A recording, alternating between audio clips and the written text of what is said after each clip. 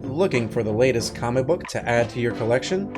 How about the last card for that Magic the Gathering Commander deck? Well, the comic book store's got you covered. Shop online at comicbookstore.tcgplayerpro.com or come in person at 30 North Main Street, Glassboro, New Jersey. Pizza people, welcome back. We actually had a pretty saucy event for you this week. We've got another slice of standard, but this time our top 8 was quite delectable. We had all kinds of different decks to choose from 5 color to rogues to Naya, just everything on top. And to give you all that phenomenal coverage, we've got HamHock42 and MagicBrad37. And you can find all the information about this event, including deck lists, the information of the content for all the commentators, and my information as well in the description below. And I hope that you enjoy the video. Or Adeline. It's like Yeah. the amount of power that's coming over and the amount of disruption that they're providing. You know, it knocks you off your game plan while beating you to death. Like, Yeah, it's a brutal combo.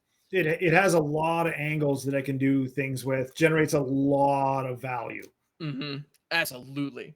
And with that, it looks like we are getting started in the top 8. So these are the quarterfinals, and we're going to start with that 5-color deck that we can't stop gushing about. Yeah. Going up against Mertcan, who's actually a veteran competitor here. Let's see, what are we running? Naya Runes, I believe. Naya Runes. Excellent. Okay, so yeah, we have one of the most surprising decks in the field today, going up against one of the most, if not the most explosive deck in the field right now. Yeah. With it'll be really interesting to see if CeeLo can stabilize the board and last out. But even if this game goes the distance, goes a long ways, that Runes deck has the ability to produce creatures every bit as big and dangerous as those Titan of Industries. Oh, very true. Well, and unfortunately, CeeLo did have to mull down to 5 and ended up keeping a hand that looked pretty mediocre. And is now going to be missing a 3rd land drop. So that's not ideal. Does have the Courier's Briefcase, but we'll have to sack the Courier's Briefcase to play out that Celestis to use as mana next turn. Unless, and so hopefully there's a land off the top here, because an untapped land off the top, they'd have the option to play out either Celestis without sacking the Briefcase or to drop a Binding. Yeah, but here we see 2 Naturalists and a Fable of the Mirror Breaker hitting the board. Okay, there's an untapped land coming in untapped, so we could see Binding of the Old Gods, but Binding of the Old Gods does what? Takes out Fable of the Mirror Breaker, and then you're facing down 6 power and toughness on the other side of the board. You're completely tapped out. Your opponent can do stuff before you get a chance to do it, or do you just try to build up that mana base like with a Celestis, which next turn can give that 5 mana to get that reset on the board? True. Yeah, no, that's a fair point. So with the Celestis play here, you're kind of conceding the point that Chapter 2 of Fable is going to occur. So they are going to get to discard 2 cards and draw 2 fresh cards. Yeah. So not ideal, but given the options, it makes sense to let that happen. You're basically telling your opponent, I know you're going to hit me. Like, I'm okay with this. You need, like, I'm taking a hit here, but it's should benefit my game long term. Absolutely. And notably, Mertcan discarded 2 runes of might, I should say. And the interesting part about the Rune of Might is that it can, or the interesting part about the Runeforge Champion, I should say, you can fetch runes out of your graveyard. Yeah. So if Mertcan hits a Runeforge Champion, those runes are, back in play effectively. Yeah. If your hand is just absolutely overloaded with runes, with that Runeforge Champion, it's not odd to see a couple of them hit the bin. All right. But also notably, that second Fable, the Mirror Breaker, only cost 1 because there were 2 Jukai Naturalists on board. Yeah. I'm of the belief that Fable the Mirror Breaker gives you at least 7 mana worth of value already. It does. It does. So good. So we're likely to see Battle of Frost and Fire here. Yep. Yeah. I mean, that's the best play for CeeLo at this point. Yeah. I mean, waiting one more turn and getting sweeping up Kiki Jiki and all that too would have been nice, but you can't afford to take that damage. It would have been cutting it way too close with what was going on board there. Yeah, absolutely. So, and Binding the Old Gods can come out this next turn for CeeLo and take care of that Kiki that has just flipped right now. Absolutely. Well, and notably too, the Spirit Sister's Call can be used after Chapter 3 of Battle of Frost and Fire to get it back. Yeah. So that's pretty useful.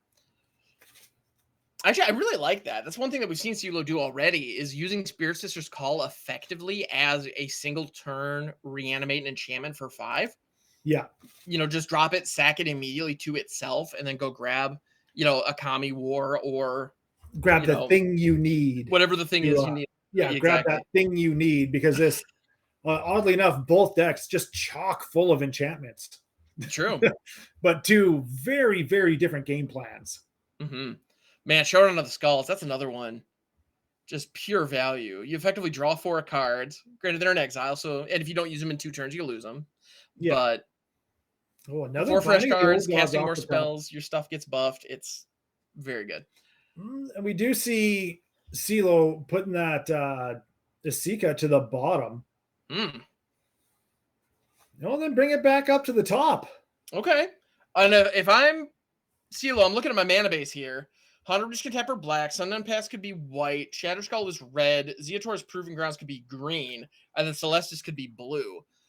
So has the option, but again, we see him rescrying, put all 3 to the bottom.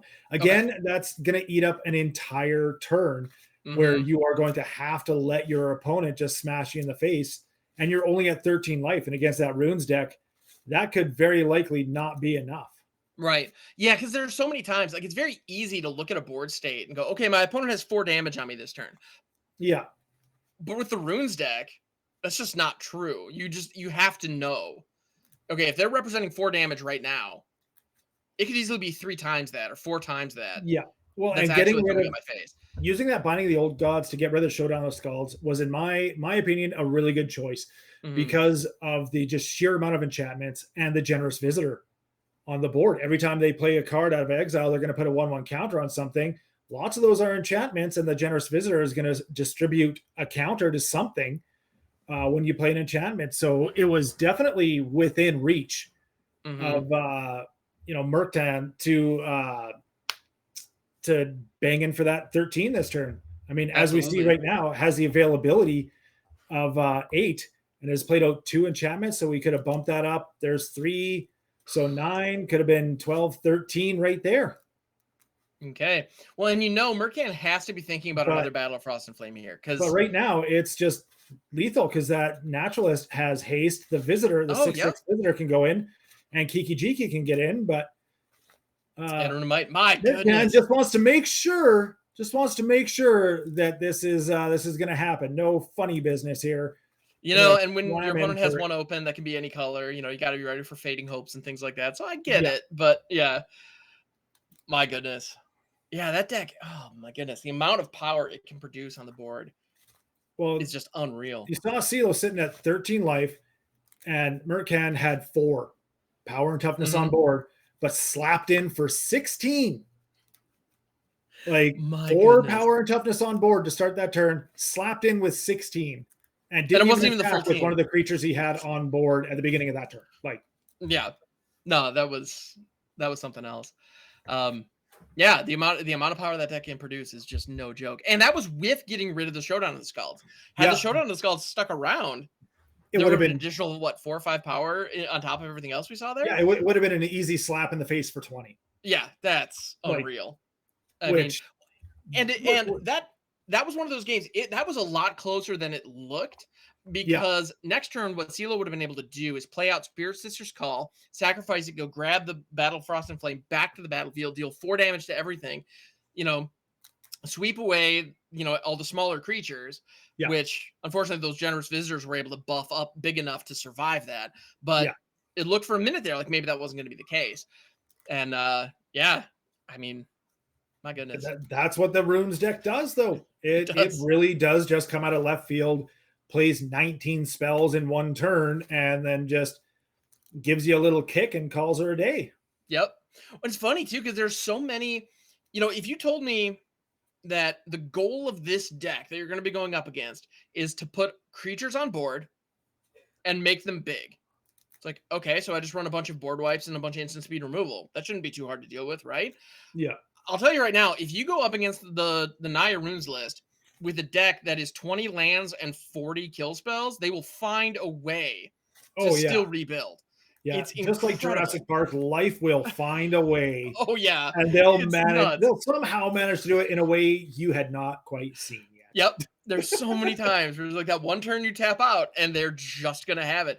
And with the Rune of Haste, or the Rune of Speed, I should say, being in the mix, it can literally come out of nowhere. A dead, nothing on board. I have watched a Combi of Transients with a Showdown the Skull trigger go off and go from not being on the board one turn to hitting me for like 21 damage in one turn. It happens. It's insane. It happens.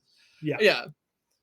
And we didn't even see Combi of Transients. I keep bringing that up, but like the Generous Visitor alone is it generates so much value. Good. It's so good. And it doesn't even put the counter on itself. It puts it anywhere you want. It's so good. That's one of those cards that I think will maybe find a home just because of the sheer value it generates off of enchantments. Oh yeah. No, I think so too. It is not the last we've seen of this card. Yeah. Speaking of which, there it is. Generous Visitor, turn 1, which is always nice. Yep. Yeah, that's pretty terrifying. If you're CeeLo. Yeah. Slapping a Rune of Might, so we're gonna see a 3/3. Get the card draw. A 3/3 trample on turn 2 is really not bad value.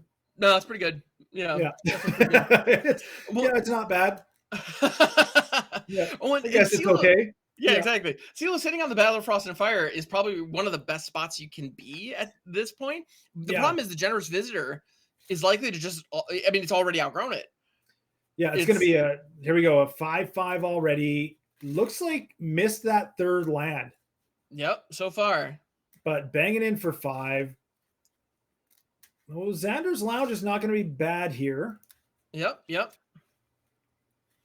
I mean, at this point, the battle can come down, but it's not going to accomplish what you're after. Yeah, it's not going to do. It's not going to do enough. Even burn down the house outside of this turn wouldn't deal with that, but that Infernal Grasp sure will. Yeah, that's excellent. Yeah, that point and click removal is a big deal here. But to be in a situation where your opponent only has 2 lands in play, you just played your 4th and you're at 10 life already. I mean, my goodness. Well, here comes another Generous Visitor, but nothing to follow it up.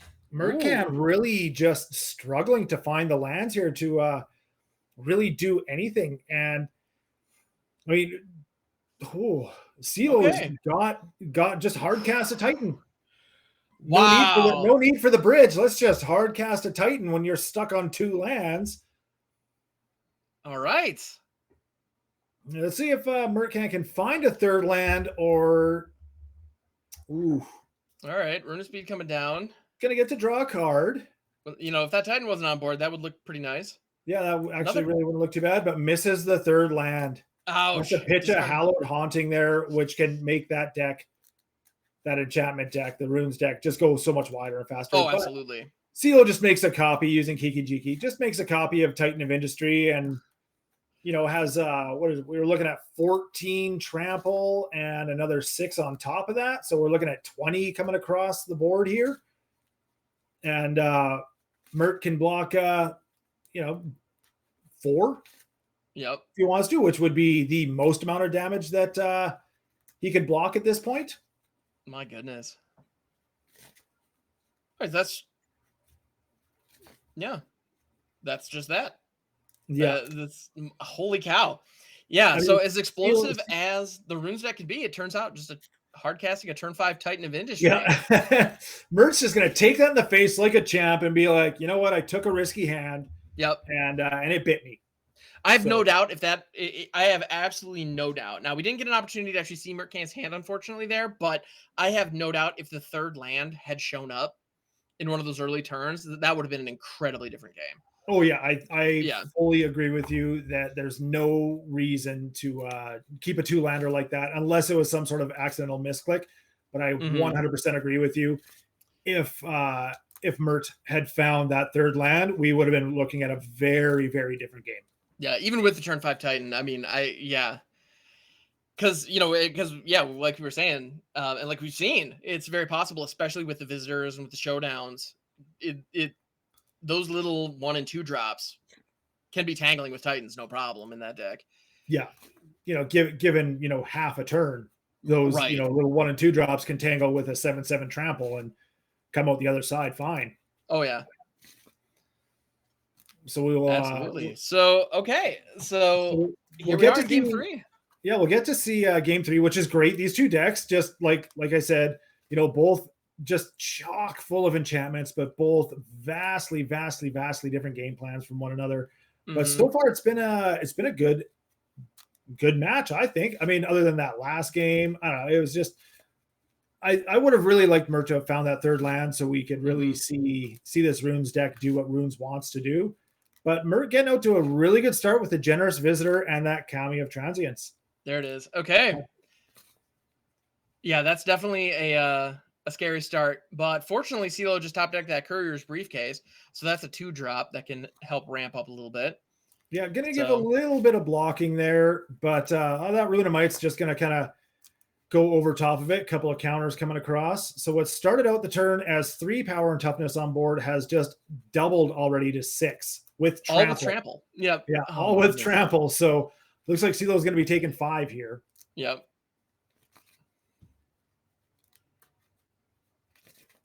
All right. But Mert again, who went first in this, 2 lands.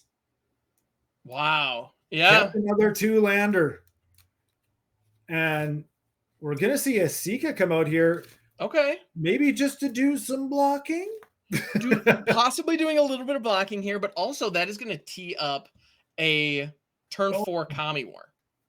Oh, and Mert does not have that third land again. Took another risky one, and it might be a good idea right now for CeeLo to Battle of Frost and Fire. Yeah. Before that third land can get on the board with a Generous Visitor and 2 Kamis. Yeah, it's certainly intriguing. So yeah, the question is, do you go battle or do you go, well, I mean, do you go for the battle or the war? That is kind of the question, right? Yeah. I mean, the war puts something back into their hand, but battle just gets you that reset. Yep. And given that Mertcan started with the Kamis and the Generous Visitor, I mean, those are the setup pieces. They're not the payoffs yet. So you can knock that deck's foundation out from under it by doing that. Yeah.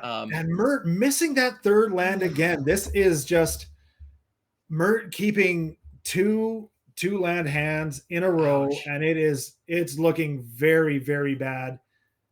I mean, that Kami War can come out now and just take care of the transients, which can come back from the graveyard whenever an enchantment hits the bin. Yep. But that first mode of the Kami War exiles. So yeah, that one is going to be gone. Wow. So Mert still not finding the third land. And so CeeLo actually has an opportunity to bounce they can choose not to bounce anything. That's an option. They could also bounce the Battle of Frost and Fire back to their hand. But with bouncing Kami at this point, gets the board a little empty. That's kind of what it gets right now. But I mean, bouncing Battle of Frost and Fire gives you a board wipe, but he's got another Frost and Fire in his hand. Yeah, he's got another one in hand. So yeah. But yeah, when the plan was electing not to bounce it, so that second Kami War can come out and exile that second Kami. Man, and Mert is in just a whole world of trouble at this point. Oh yeah.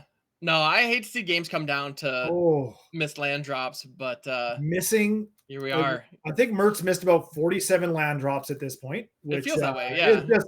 You can't win if you don't get lands. Very true. Yeah, that Hallowed Haunting at 4, 2 of which is white, which isn't represented on Mertcan's man base at all. I mean, that thing, that Hallowed Haunting might as well be on the moon. It's so far away right now. Oh yeah. But CeeLo not quite able to hard cast that Titan of Industry, but just 1 forest away from maybe putting a nail in this coffin here.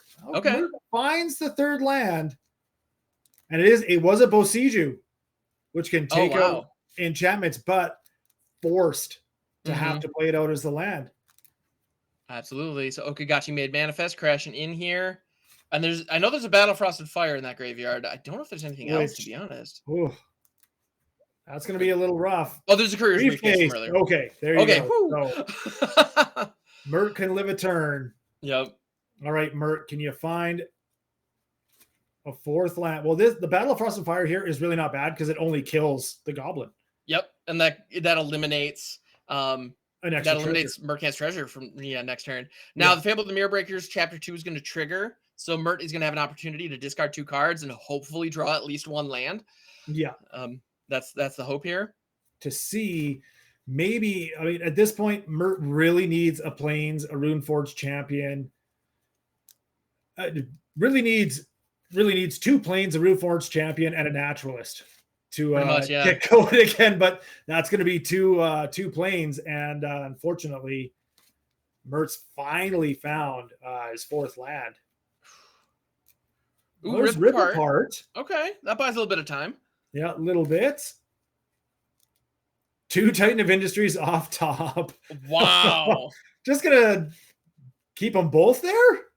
But at this point, CeeLo only has 2 green lands. Yeah, only has 2 green lands. So depending on the treasure, the treasure token is what can. The Courier's Briefcase can be sacked for the one-time green land, which looks like we're going to see right here. Okay. But now, those 2 Titans that are on top. He's going to blow up the Kiki Jiki because he can. I respect this. Yeah. Just really just shutting Mert out as much as possible. Oh, Okagachi is probably going to get back the briefcase. Yeah, which will allow him to drop that other Titan of Industry. Big brain magic that we're just finally catching up with. Yeah, exactly. That's 1,000. Yeah, CeeLo's so far ahead of us here. It's not even funny. Yeah. So that was a big brain play. Absolutely. So can Mert?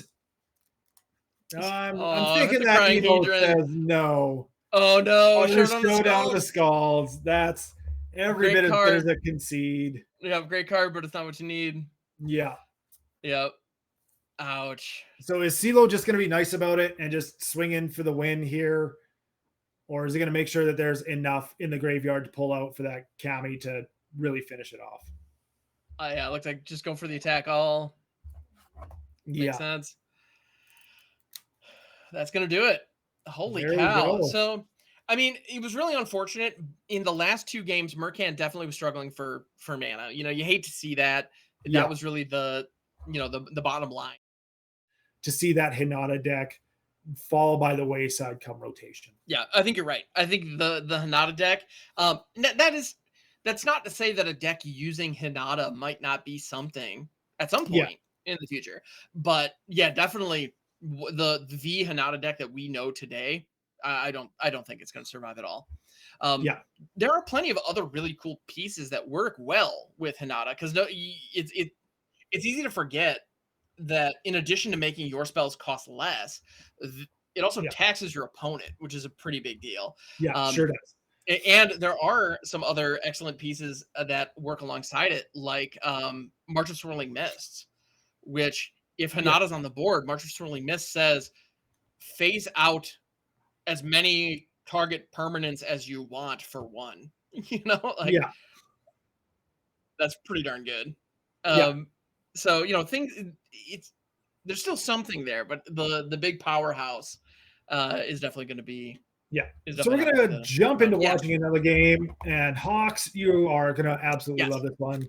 It is CeeLo rocking with that 5-color jank, but I believe we're looking at Grixis Vampires on the other side of the board.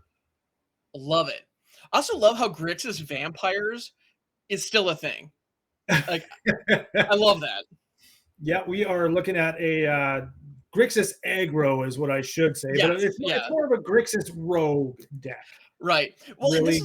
This is a deck that we saw at the New Capenna Championship, I believe like a month or 2 ago, where a number of players were brought this to the table, or a similar, I don't know if it's exactly the same list, but a similar build that's running Evelyn the Covetous, Corpse Appraiser, you know, these cards that incidentally are vampires. Actually, Yeah. looking at this one, this rogues list is a bit different than the one I'm thinking of. Yeah. But yeah, a Grixis shell that heavily features vampires Ooh. is a viable archetype right So now, and I love that. we just saw the Thought Scour Rogue, whatever the heck his name was, Thought Seas Rogue, whatever it was. That Soaring Thought 1/3, yeah, that 1/3 rogue that just everyone hated, you know, Mhm. when Zendi Tendies came on the scene. Swing in and Zareth coming out to steal Fable of the Mirror Breaker at a Silo's graveyard. My goodness. Hey, you guys I remember mean- Zerasan? Yeah, he's still the standard. Like, Zerasan's still really, here. how fun is that? That's pretty great. Yeah. Like, hey, I noticed you weren't using this anymore. Mind if I borrow it? Yeah. Well, and on top of that, to make matters worse, kind of salt in the wounds, that was a Fable of the Mirror Breaker that was countered earlier. So Silo tried to play Fable of the Mirror Breaker, make disappear, hit it, and then Zerasan pulled it out of the graveyard on clearly excellent side. Holy cow. Just kind of a mean thing to do, you know? A little bit. Very mean thing to do. But we do see on Silo's side of the board, what do we got? We got 5 lands, 6 with the briefcase. Not quite enough to hard cast Titan of Industry. Yep, not quite but yet.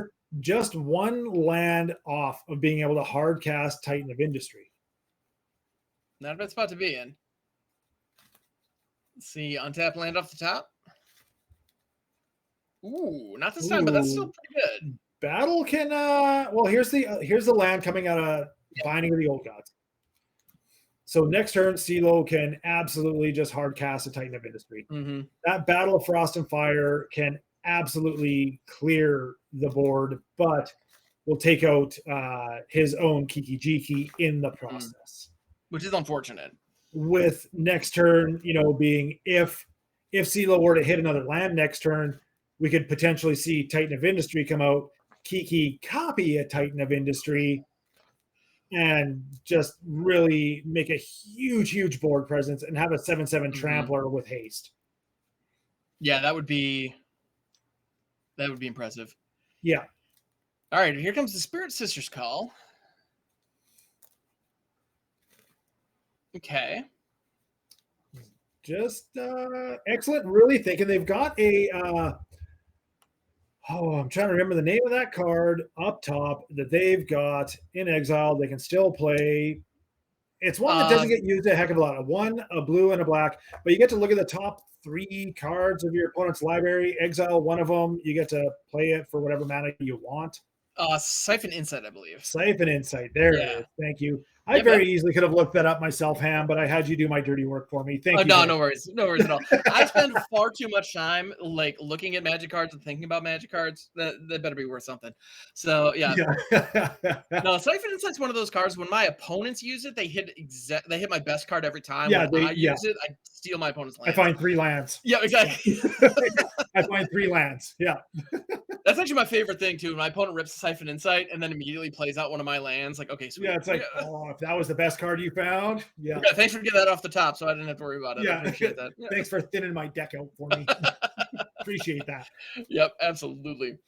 Well, so we're going to see a double block here. So Corpse Appraiser is not going to be able to get in for the damage. Interesting. Okay. And that is going to kill the reflection of Kiki Jiki in addition to the Citizen token. Yeah. The Corpse Appraiser, though. Ooh, here comes Zerasan again. Nothing other than just a 3/3. Okay, so what are we going to see pulled out of the bin there? Obviously, another Fable. Yep. I'm sure clearly there was really hoping that a Titan of Industry finds its way into the graveyard. Yeah, that would be pretty fantastic. This, I have to say, this is just game 1, but this is a very interesting matchup. But at this point, do you just Frost and Fire? Oh, yeah. Hoping that your opponent does not have a counter, seeing as they're running those dirty rogues that don't like to, runs a lot of blue. Yeah, that's fair. Definitely have some counters in there. Going to take a look at got Make Disappears. We see one of them there.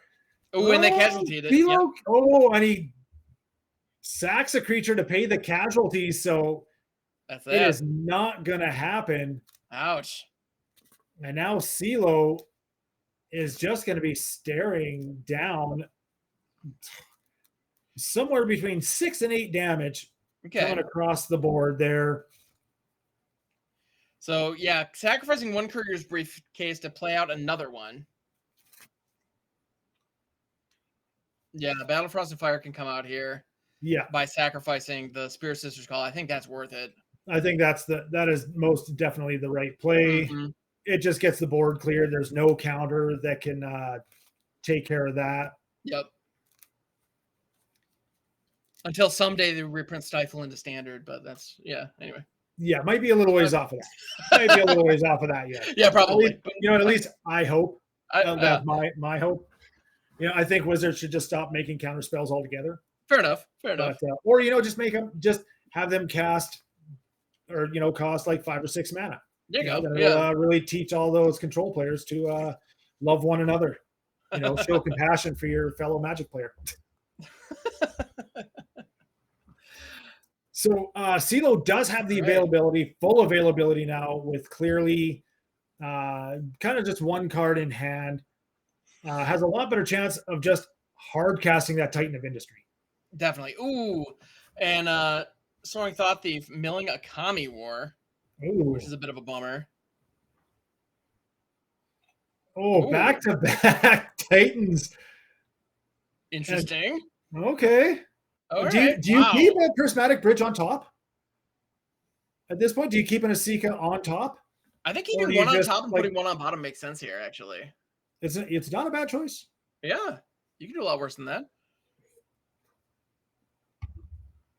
CeeLo crossing the fingers and toes, hoping for no counter.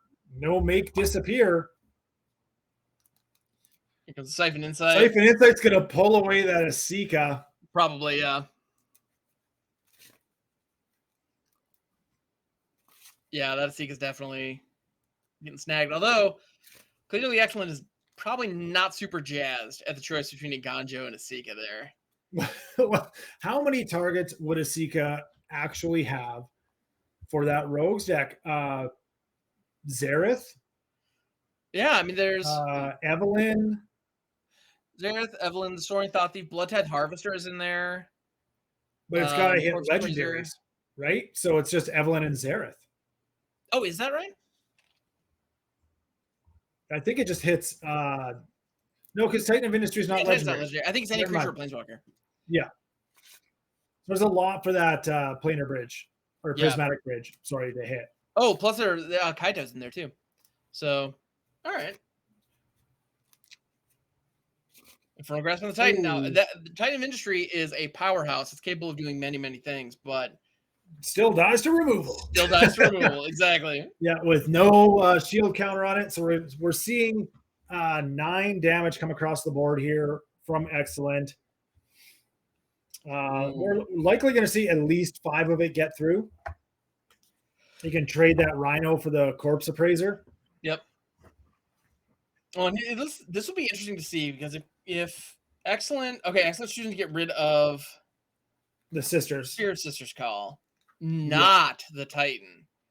Well, and granted, if there's a chance that they can, if there's a chance that they can pull a Titan out of there, then why wouldn't you? There's another Titan, but 1 land shy of being able to cast it, which means clearly Excellent has lethal with a Hive of the Eye Tyrant activation.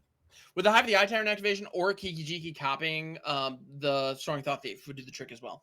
Yeah, because that would give all the rogues an additional +1/+0. And Yep. Either way, they had lethal 2 different. They had lethal. Yep. So what if you are CeeLo at this point, and we know you're going to love this deck? You're probably going to play it on your stream tomorrow if you. There's a chance of that, yeah. Yeah. What are you going to bring? What are you going to bring in? Wow, I mean, I almost want to bring in Unlicensed Hearse to potentially hate on my own graveyard. That's exactly what I was thinking. Yeah. How much Excellence graveyard or deck loves your graveyard. Bringing in an Unlicensed Hearse to hate your own graveyard. Yeah, if needed. Because you do have Spirit Sisters Call to get something back, but maybe having that, ability to just kind of spot remove a Titan of Industry from your graveyard before your opponent can pull it out. Exactly. Not bad. Yeah, absolutely. Well, and on top of that, I mean, using Corpse Appraiser, clearly the rogue deck cares about the yard, your graveyard, their graveyard. Doesn't really matter. They want graveyards. Yeah, they just want stuff dead. Yeah, they want stuff in graveyards. So I think being able to eliminate stuff from graveyards to be able to hate on that strategy a little bit might be helpful. But yeah, so CeeLo doesn't agree with us. Doesn't think that that's necessary. That's okay. I mean, they know the deck, better, certainly better than I do. So probably better than we do. Yes. Yeah. Gonna trust the judgment on this. So going into this round, I do have to say the 5-color deck was the only undefeated deck. Wow. Of the day. 7-0. Holy cow! And we're into this. So if CeeLo wants to keep that dream alive, gotta do the thing here. All right. And here we are in the semifinals. I mean, the winner of this goes on to our championship round. Yeah. And I'm absolutely sure you would love to see this 5-color just jank, throw this good stuff together deck, make it into the finals. Yeah. I'm finding this Rogues deck very interesting. It just seems to have it absolutely loves the graveyards. Doesn't matter whose it is. It's not picky. No, you kill it, I can use it. It's just it's like a roadkill cafe. We don't care what it is, we'll use it. Absolutely. Well, and so here we have a situation where CeeLo has chosen to mulligan twice, unfortunately. They were looking at a pretty lackluster opening 7, mulliganed it into a completely unplayable 6. And even going down to a 5 here is opening it up, staring at 5 lands. Yeah. That's not great. Like, it's not, the magic gods are not liking you right now, CeeLo. Yep. But that's not to say we have seen this deck. When we saw the wipe out your lands strategy, and CeeLo came back, and took that entire match. Well, and here we have a situation where Asika looks like potentially going to stick here on 3, and that would actually open the door for potentially a turn 5 Kami War. Yep, that could be pretty nice. Good. Yeah, here comes Siphon Insight. Okay. Yeah, one of those cards that does not see a lot of play. That initially, when it was spoiled, I thought to myself, like, this really doesn't actually seem too bad. Not amazing, but it doesn't seem too bad. Yeah. Well, it's funny. There are so many cards. Well, like right now in Standard, there are a number of cards that are very large, very difficult to cast, that it's easy to dismiss as being unplayable. Yeah. And it just so happens that a lot of them are in this deck. And that's one of the things I absolutely adore. Yep. We've got Comic War, we've got Titan of Industry, we've got... It's almost like CeeLo built this deck, or this deck was built on a challenge. Right? I dare you to take all these unplayable cards, slap them into a deck, and see if you can make it work. Yeah, and even something like Battle of Frost and Fire is something that you don't see very often, which I don't understand exactly why we don't see it more often. It's quite good, and it's positioned really nicely in a meta where a lot of stuff is aggro or mid-range with a focus on affordable creatures. Yeah. So 4 damage to everything is a big deal, and a Scry 3 is pretty excellent too. So, but generally in an Is It deck, you're not going to be doing a lot of that kind of stuff. You're going to be doing a lot of spot removal and a lot of counters. So to have that board wipe, it's a little out of place for what Is It usually does. That's fair, and you can actually say a lot of that for kind of the Is It giant. And if you've if you have missed what CeeLo has had to have hit the board or hit the bin there, Sister's Call, Battle of Frost and Fire, 2 meat hooks. Yep, and on top of that, Clearly Excellent had the duress to strip the Kami War out the turn before it was about to hit. Yeah. Oh, that hurts. Yeah. Yeah. Clearly Excellent is it's just trying to take early control of this game. But we And at this have point, seen CeeLo. We've seen CeeLo come back. True. Absolutely. Well, at this point, the Sundown Pass has already been revealed, but they elect to hold on to it so they can discard it to the Fable of the Mirror Breakers Chapter 2. Yeah. So that makes sense. Yeah. Yeah, get the extra card draw. So we see a land and Infernal Grasp hit the bin off of this Soaring Thought Thief's activation. Yep, and I have a feeling CeeLo right there. Oh! There's Camivore. Brutal. Gonna take out that Fable of the Mirror Breaker. CeeLo says, you know what? I got another one. Let's try this again. Yep, absolutely. No point in not swinging. Yep. Can't block anyway, so might as well crash in. Gonna see one of those tokens and that land just go bye-bye. And now CeeLo gonna try to live off the top of the deck. Courier's Briefcase and another land hits the bin. Yep. And with every one of these attacks, I know I am holding my breath going, no Zareth, no Zareth, no Zareth. And I have no doubt CeeLo is doing exactly the same thing. Because that graveyard is stacked right now. Oh, yeah. Yeah. There's a lot of great stuff in there. If we could have, we got to talk to Hollywood about this, get us people on it. If we could have an advantage bar at this that would point, be excellent. It'd be about 99% for excellent at this point. Yep. Oh, for sure. Although CeeLo now with that Titan of Industry in hand is only the treasure of the shaman here. One treasure away from hard casting it, which he which is going to get right there. I can slow this game down a bit. Absolutely.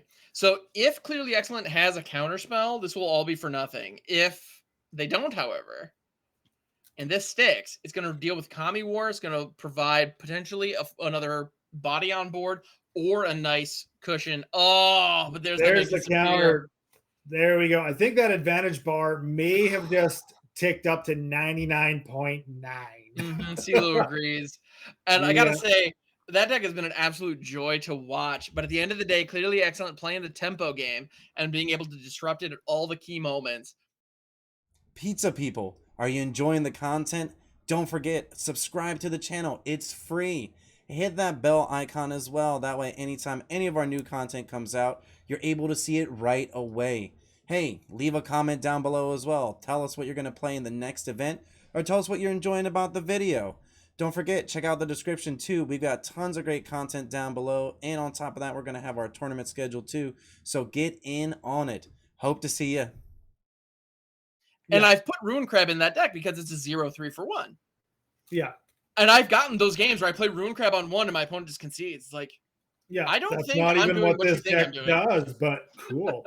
Yeah, it's like I'm not mad. I'll take it, but yeah. Yeah. So it looks like we're ready to jump in here into the finals. We have OneTwoXO, hug, kiss and a hug against Clearly Excellent. So we're going to see Esper aggro against Grixis aggro.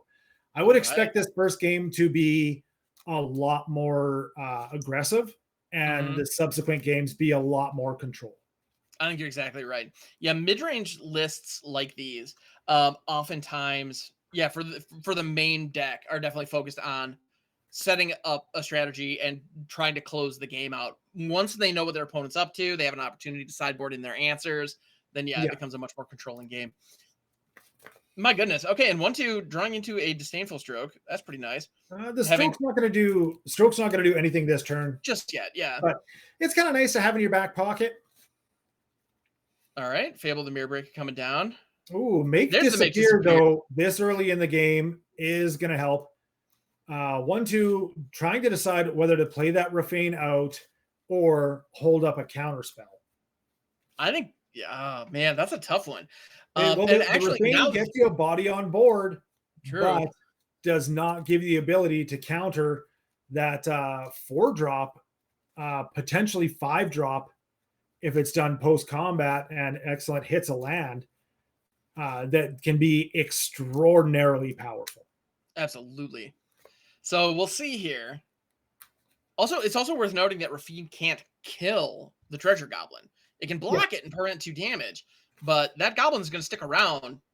Yeah, it's just they're going to kind of bounce off each other, but there's a very good reason to swing in with that goblin, just getting that all-important treasure token. Absolutely. No, that one treasure token that goblin produces in some matchups can be totally worth the entire price of Fable the Mirror Breaker. Oh, Just absolutely. that Yeah. one treasure, like you're saying, being able to jump from 3 mana to 5 mana, that's a big deal. It's a big deal. Yeah, Yeah. there's some very, very, very powerful 5-drop cards. Mm-hmm. And now we see Excellent with 5 mana on board. What is And what's once the he's play? tapped It's going to out. be Kaido. So they're going to get a card draw here. All right. And Kaido is going to phase out. Yeah, that phase out on the first turn cannot be overstated. I got to say. It's pretty very frustrating to play against. Mm-hmm. Because it does not only can it just make a little 1/1 to protect itself, but it also phases out to protect itself the turn it comes in. So you're effectively going to get a 5 loyalty planeswalker for 3. Yeah, pretty fantastic. Yeah, and it almost guarantees that you're going to get 2 activations out of him. Yeah, that's great. Like that's absolutely fantastic. Yeah. So here we go. 1/2 conniving, trying to decide what to get rid of. It likes to go with the meat hook. Interesting choice. It holds up all the lands, but then again, a very reactive hand. Yes. With the Wandering Emperors and the counter spells. Now we have that lovely moment where 2 blue players face off against each other and wait for one to make the first move. Well, it's not even, it's become because you look at 1/2's land base, 1 blue card. But what you're really looking at when you're looking across the board there, he's got 4 mana and 2 of that is white. That's Wandering Emperor written all over it. Absolutely. Anything I swing in with is just absolutely fair game to be gone forever. Yep. And in that situation, clearly Excellent chose to go for the attack, kind of bait out the Wanderer potentially. Yeah. And 1/2 didn't bite, choosing to keep up the counter spells instead. Still gets the treasure out of it. Mm-hmm. Still gets treasure. Goblin Shaman isn't going anywhere. And on top of that, they're keeping mana up to combat that Make Disappear. Yeah. Gonna get a card draw off Kaido. But has no current protection for Kaido. Mm-hmm. However, Kaido is sitting at 5 loyalty right now, so can definitely take a hit from Mertcan. Absolutely. Ooh, clearly Excellent having their own Make Disappear. Okay, then. That hurts. Yeah, with the card as powerful as Wandering Emperor, staring at your opponent like you got like 2 open mana. Could you possibly have it? Like, I mean, the 2 treasure tokens are there as well, but still hurts to try to flash in a Wandering Emperor on your opponent's end step, only to have it be told no. Yeah, it's definitely a bummer. All right, Kaido's gonna hit the board, make a little 1/1 that can't be blocked. I appreciate that because the way that Rafine is worded, when you attack with a creature you control connives X. Yeah. So in this case, Rafine can actually bestow that benefit onto the unblockable ninja. Yeah, why not have an unblockable card that can get just absolutely massive? Why not? We should probably see a Make Disappear here on this Soaring Final Thief. Yeah, saving it. Make Disappear, much like Quench before it and other, mana leak style spells, counter spells, that is, like, they just become significantly less valuable as the game goes on. So when you have an opportunity like that, even with that, at this stage in the game, still getting value out of a Make Disappear feels pretty good. It's pretty good. Yeah. It'd be no different than a Spell Pierce at this point, actually being able to counter something. They just spells like that where you only have to pay, the 1 or 2 mana just get so much less powerful as the turns go on. Absolutely. Which is why if somebody actually hits you with a Jawari Disruption on like turn 9 or 10, oh my goodness, it's sad. You have to shake your head. Yeah, exactly. It's like, well, okay. Yeah, I kind of deserve that. Yeah. Yeah. I guess I Okay. did tap out for this light up the night or whatever. I guess okay. That's Yeah. Fair enough. Fair enough. All right. So we're seeing the Corpse Appraiser and the Goblin swinging in. Clearly is got another treasure token off of it. And Rafane only big enough to kind of take out the Goblin, but very hesitant block. You see, if Clearly Excellent has anything that could cause the Goblin to go up in 1 power, it'll live. Right. Absolutely.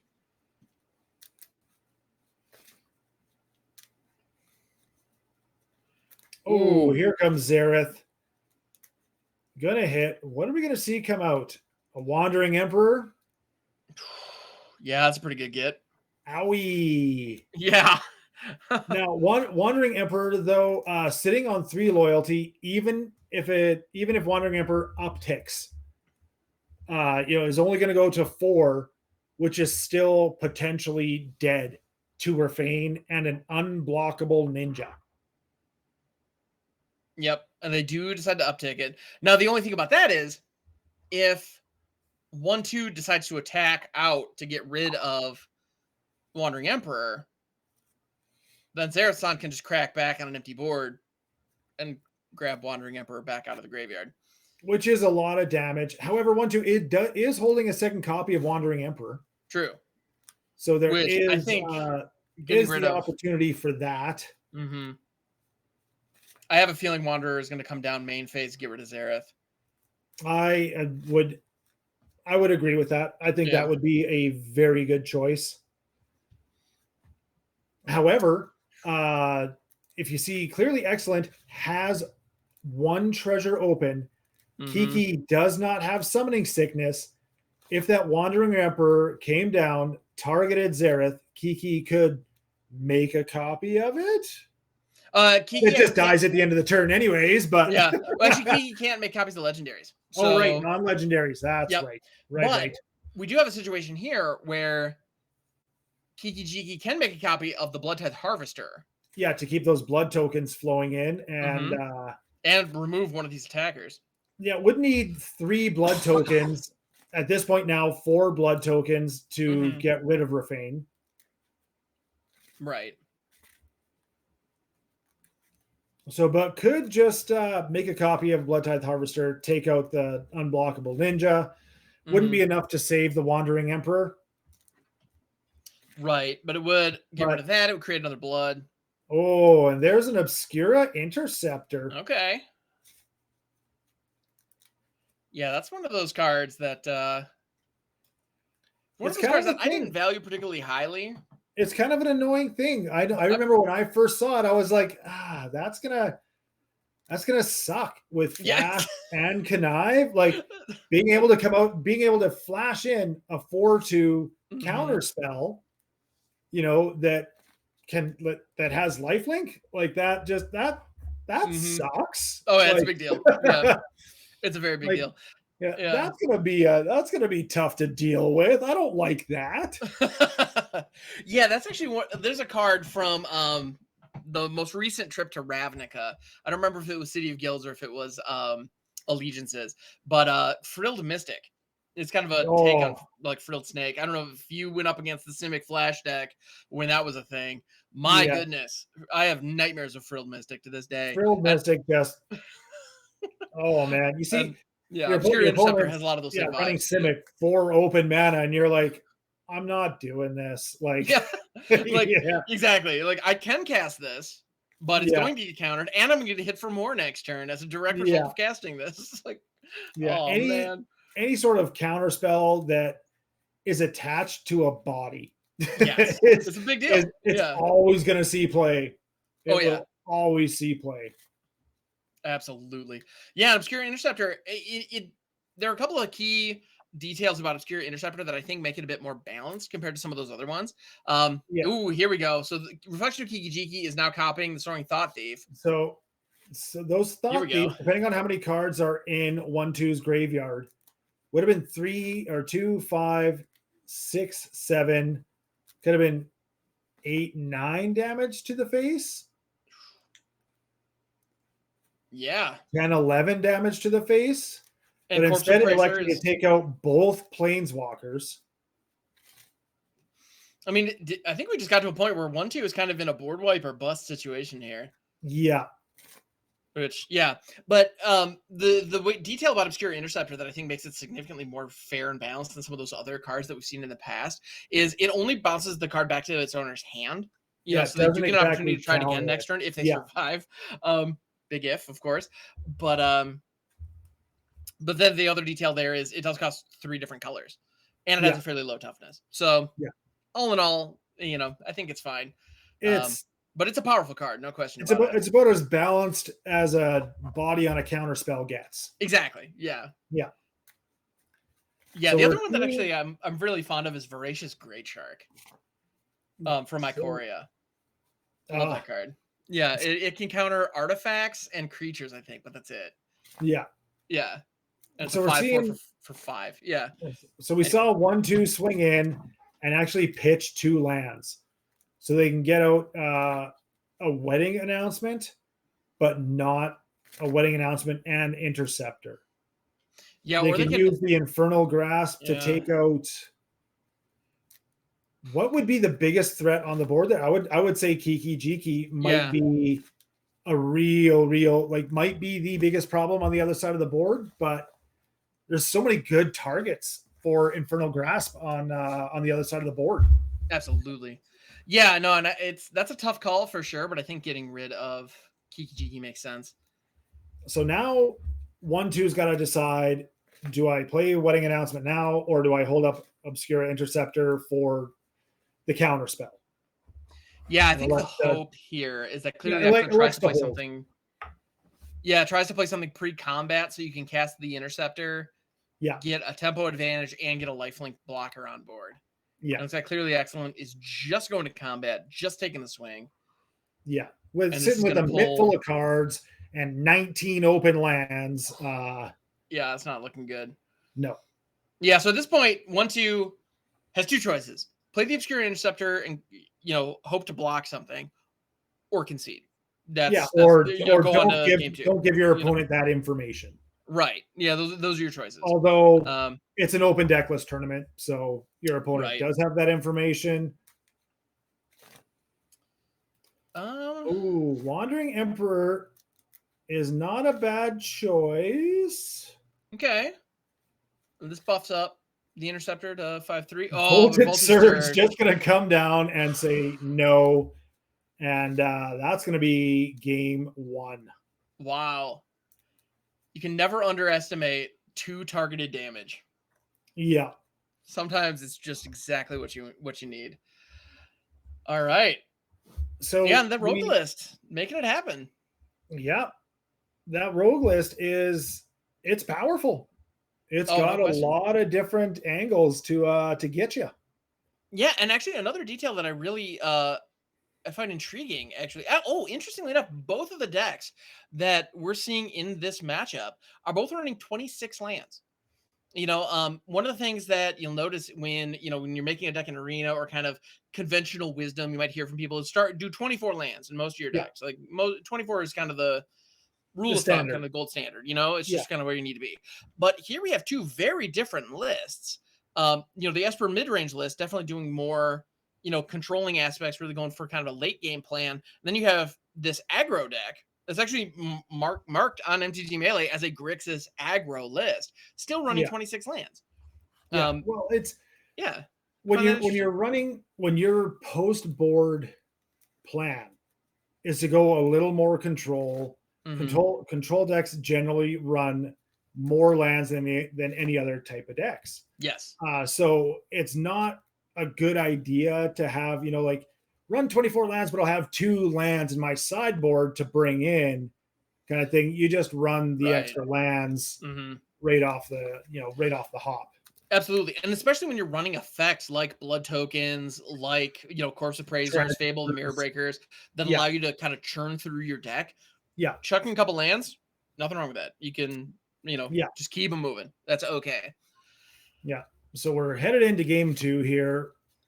OneTwoXO going to keep a hand with a couple of Make Despairs, Infernal Grasp, and Tenacious Underdog. Okay. I mean, a 2-lander is generally not exactly where you want to be, but when you have that many great 2-drops. And here we have kind of the only issue with the slow land cycle that we got from Innistrad, where you're just not able to cast your 2-drop with them. Yeah. That's really their main downside. Yeah. So we're seeing 1-2 miss their 3rd land drop, or miss their 3rd land. Clearly, he's got all 3 colors online. Oh, and that 3rd land coming in for 1-2, but just not very happy about it because it's coming in tapped. Yep. If that had come in untapped, that could have been a pre-combat Rafine, which could have potentially, assuming it resolved, buffed that underdog to 4 power swinging in, which would have been pretty nice. Yeah. But 1-2 does still have access to both Infernal Grasp or Make Disappear. Yes, and they did choose to keep those up rather than play out the Aspirant, which I think is worthwhile. I think that makes good sense. Clearly excellent on a very, I would guess, very controlling type of game plan. 4th land, go ahead. Wow, yeah. Yeah, the draw go plan is not one I was necessarily expecting. They do have a number of flash threats, so we might have seen something like that, but no, apparently not. Here's that 5th land, just passing through the turn. Again. So, yeah, definitely sniffing out that counter spell. Yeah. And presumably holding up a couple of their own. Yeah. And so, you'd have to guess that 1-2's game plan is just, I'll just keep turning it sideways and hold up my counters myself. Might as well. I mean, at this point, if this connects, this will be 9 damage from 1 Tenacious Underdog. Yeah. Pretty good. Soul Shatter coming down. Going to make him sacrifice the underdog. Make Disappear can be, the extra can be paid for. Mm-hmm. Yeah, if they were to cast out the Make Disappear, they'd have to have done it twice to make it worthwhile. Yeah. Because obviously sacrificing the underdog to the casualty kind of negates the whole purpose of casting the counterspell in the first place. Yeah, and wasting 2 counterspells to save a 3-2. A 3-2 that you can cast from your 3-2 graveyard that you later. can get back. Yeah, exactly. It's not really a great, not really prudent planning. Yep. Yeah, I think that was smart. I think they did the right thing there just to let it go. But right there, we saw the power of the Tenacious Underdog. You know, for 2 mana, and actually there are a number of 3-2s for 2 that are out there right now. They're all great. You know, we see Bloodtithe Harvester seeing a ton of play. Sun Gold Sentinel is another one in mono white that sees some play. Ooh, and Zareth. This is pretty hit the tasty. Board. Yeah, this is a good Make Disappear target. Yeah. Yeah, with only 1 mana up. Excellent. And that is not how you want to be playing Zareth, for the record. You do not want to be flashing him as a blocker. Not what you want to be doing with Zareth. Nope. But at the same time, it is an option. And clearly Excellent was, playing with what they've got. I get that. Totally. Yeah. Like, I'm not saying it was a bad play. It's just definitely plan B. Yeah. Well, and being up a game, maybe taking a little more risks kind of thing. Okay, and 1-2 took the opportunity to get Rafine on board. That makes sense. So 1-2 is definitely in the beatdown position so far. The onus is on them to end this game now, and clearly Excellent is now trying to survive. It's very clear that those are the roles here, and that's kind of been the case since day one. Or from very early on. The Tenacious Underdog definitely set that tone. Yeah. So we did see 1-2 just kind of flash up the underdog there really quick, which 1-2 has more than enough life to let that underdog do a little bit of damage to him by bringing it back in, and has every availability to blitz that back in and bump up that connive, but chooses not to. I'm guessing they are, holding up the mana for removal and counterspells and whatnot, but also they might be planning on getting Kaito online post-combat. Could. And I mean, at this point, they have Excellent on a 2-turn clock. Ooh, but that bringing in an underdog would have actually put clearly Excellent all the way down to 2 life. Spell Pierce. Turn 7 Spell Pierce. If you can get a Planeswalker with the Spell Pierce, it feels really good. Unfortunately, for clearly Excellent, 1-2 And has 2 here's mana. the choice. Here's the choice, Mhm. though. 1-2 has to make. Do I pay the 2 to land Kaido and let my opponent go into their turn with me completely tapped? Yeah. Or do So I shields hold are up down. that? Or do I hold up that counter removal? Yep. So shields are down. So does Clearly Excellent find the answer they're looking for? That's the question. A board wipe would do it. There's enough. Clearly's got enough mana for a meat hook. Mm. Just calls her a game. Let's get on to Yep. game 3. Saw 3 new cards, 1 for the turn, 2 off of Fable, and they were clearly hoping for something specific. And they do have 1 meat hook in the deck, so that could have been it. There were actually 2 in the sideboard. Some of those might have come in as well. Yeah. So I'm guessing that's probably what they were digging for, and ultimately didn't find them. Just couldn't find it. Mm-hmm. But also, another Soul Shatter there would have been helpful to deal with yeah, Fiend. but Like, excellent got out to a very, very, very slow start. Mm-hmm. Like, did not have a play until they tried to land Zareth. Yep, absolutely. Like, it was just land go, land go, land go, which in a control matchup is, I mean, I understand it. You know, you can get into counter wars and removal wars kind of thing, but Mm-hmm. maybe Clearly just was not finding what they needed. Yeah, exactly. Well, and 1-2 found a couple of pieces that were able to apply the pressure.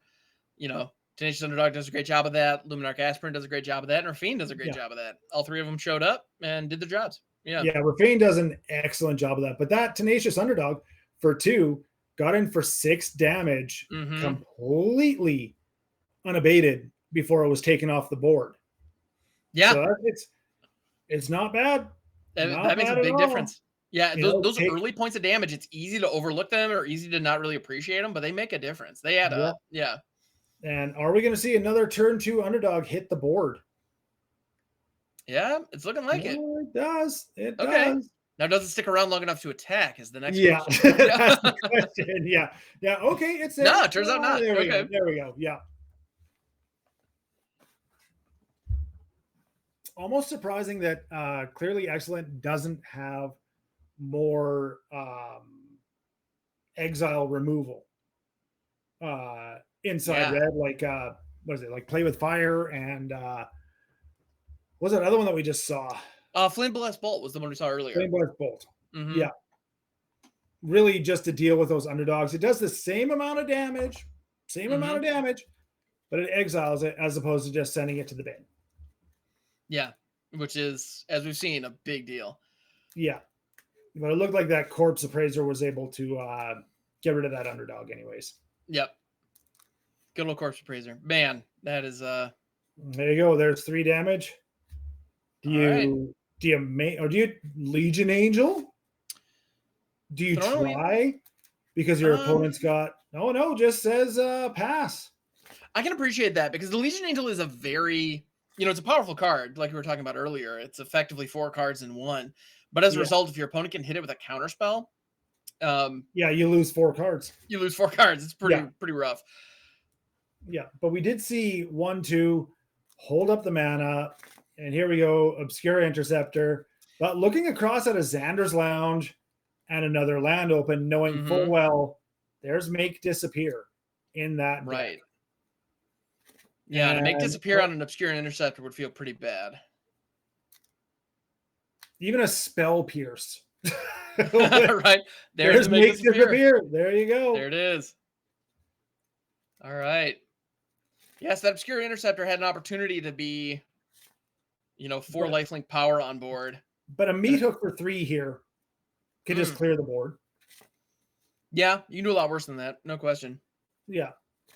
You could even, the Wandering Emperor can come out, exile the Corpse Appraiser, Portable Hold takes away the token, and you're kind of almost back to square one.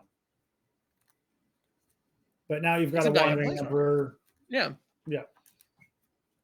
Okay. I mean, you're Clearly Excellent. 1-2's in a better position than they were at the beginning of that turn. That's for sure. Like a lot better position, but not an amazing position yet. Right. And with what both these decks really or capable of. Going into your opponent's turn and you're all tapped out is very, very dangerous between these two decks. No question. All right, we have another Fable online. Yeah, we've seen a lot of Fable of the Mirror Breaker today, which is no surprise. I have a feeling for, every standard tournament that, that we host or you tune into for the next, here You're or gonna anywhere see else Fable. for the next Yeah. year. I have a feeling we're going to be seeing a lot of Fable of the Mirror Yeah, Breaker. you're going to see Fable for a while. Yeah. But now here comes the Legion Angel. Which is going to pull another Legion Angel. Yep, the Legion Angel parade begins. All right. So we get one Kiki Jiki flipped over. The other one is going to he's going to pitch a couple cards. Okay.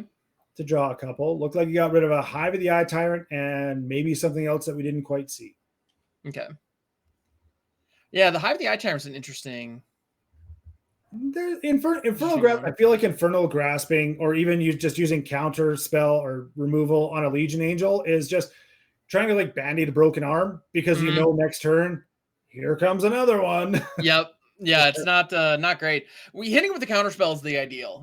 That's because then you prevent that ETB and life is good. But yeah, if you using an Infernal Grasp right there, you're spending 2 life to prevent 4 damage, the following turn. Yeah, for that turn. Yeah, it doesn't feel great. It's true.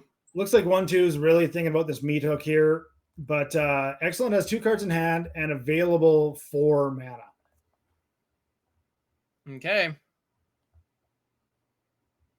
Gonna roll the dice, see if this meat hook can hit. Meat hook, a very fair and playable card. The gate takes care of it. Yep, absolutely. All right. I have to commend Clearly Excellent on just really being able to control that first game. The second game, not at all. Not even. Yeah, close. No, the second game did not go. I would have loved to have seen their hand to see what exactly they were doing. Like where did it all go wrong? Right. But, there was clearly something missing. Exactly what that was is the question. Yeah. So I would not be surprised to see Wandering Emperor hit the board and take out that one tapped Kiki Jiki. Because if you know about having 2 flipped Kiki Jikis on board and a lot of open mana, that gets out of hand very, very, very quickly. Very fast. And yeah, it is actually to 012's benefit that Clearly Excellent did go for the double Goblin Shaman attack instead of leaving the Reflection untapped. Yeah. Because what you can do, what Brad's referring to is a combo, because Kiki Jiki is such a ridiculous card. It combos with itself. Yeah. If you have 2 of them on board, you wait until your opponent's end step. You then use one to create a copy of the other one. You then have a copy that has haste that's removed at the next end step, which happens to be your end step. You use that copy with haste to create another copy, and then another copy for as much mana as you have. Yeah, so much mana as you have. So if you have 5 or 6 mana lying around, you now have 5 or 6 2/2s. They're going to be crashing in on your opponent's face the following turn. Yeah. It's actually really fun to watch. I'm not going to lie, but at the same time, it's not fun to see unfold in front of you. Yeah. My first experience with that, I was like, my opponent's got a couple of Kiki Jikis. I was going to make a copy of Kiki Jiki. I was going to make another copy of Kiki Jiki. Oh, this is going to go so bad, isn't it? You're the moment where you're like counting out. This is the end of the game. Yeah. Oh, they're going to make another like 3 or 4. No, like another like 6 or 7 of those. It's 2 damage a pop. Yep, that'll do it. Yeah. Yeah, that's going to be it. Yeah. So it's one of those things where you see a lot of it's not uncommon. Negate's going to take care of Voltage Surge here, so that Legion Angel might stick around. Clearly, he's got 1 more card in hand, which is a Make Disappear. Wow. Just spending everything, but sitting with 4 damage that they can swing in with. If Clearly had another creature on board at all, had one in hand to play out, could have given it haste. Wow. Yep. But instead, Clearly Excellent just has to make 1,000,000 treasures and hope the top of their deck is good to them. Although no Wandering Emperor in hand, no removal in hand for 1-2 to take, get rid of that Kiki. Yep. And here comes the Legion Angel. There was a pause there. So clearly excellent. Presumably has some kind of instant speed something or other. Let's see. Yeah. It chooses not to deploy it there. Okay. It could just be, flashing Xerath in. Not a bad idea, though. Yeah? Not a terrible idea, because Xerath can at least trade with the Legion Angel. Oh, there's Corpse Appraiser. Wow. Okay. This is getting interesting. And now Kiki can make a copy of the Corpse Appraiser. Yeah, but Alpha gets to look at the top 3 cards. So this, if Clearly's got a creature, this could be the end. Yeah, because that mountain of treasures that they were making. Oh yeah, it has more than enough lands to do what they want to do here. Absolutely. They have a piece of removal. If they can take out that Legion Angel, I think just a swing in would be lethal. There it is. The Raven Feeblement. And a swing in for 9 damage total, can block 4 of it. Yeah. Which means only 5 can actually get through. 1-2, not dead yet. Holy cow. This is coming down to the wire. 1-2, just praying for a board wipe. That's a swamp off the top. That's not going to do the trick. But here comes Kaito. Kaito, draw a card. Cross your fingers. That's not going to do it. We are going to see Clearly Excellent take down this tournament, get their spot in the Hall of Fame with a pizza box. My goodness. Just needs 1 creature to get through for damage, but 1-2. Flashes Evelyn the Covetous because they can. What a match that was. Wow, now that was quite the finish to the event. Who knew that Grixis Rogues would be taking it down? Big shout outs to Clearly Excellent for taking the event down. And I also want to give a shout out to HamHock42 and MagicBrad for just doing some phenomenal commentary on the top 8 itself. And I want to thank you, the viewer, for making it this far into the video. If you haven't already, hit that subscribe button, the bell notification, leave a like and a comment down below. And I hope that you stay cheesy.